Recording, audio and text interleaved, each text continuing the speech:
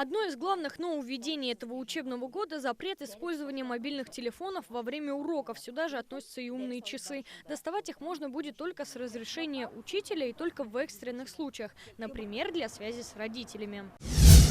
Ученики 10 и 11 классов теперь будут изучать семьеведение. Эти занятия нужны для формирования семейных ценностей у детей. Педагоги будут вести их в формате диалога и в доверительной форме. Ученикам расскажут об отношениях в семье, азах психологического здоровья и мерах господдержки.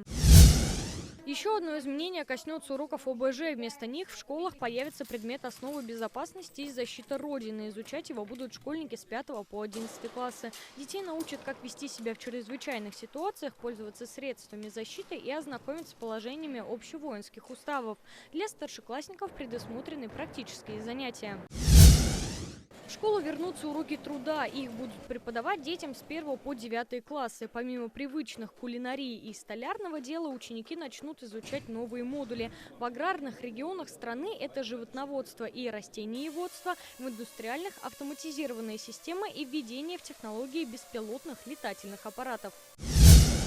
С этого года учителя смогут делать замечания и направлять запросы на применение дисциплинарных взысканий к ученикам, нарушающим правила. Об этом говорится в новом законе о статусе педагога. Его приняла Госдума. Требования к дисциплине во время уроков и поведению будут устанавливать школы в своих уставах. В этом году будет утвержден ГОСТ на школьную форму. В силу он вступит с середины 2025-го. Решение подтвердил глава Роскачества России Максим Протасов. В ГОСТе пропишут требования к материалам, показателям безопасности формы и ее потребительским свойствам. Цвет, фасон и дизайн выбирать по-прежнему будут школы. Алена Струминская, ТНВ.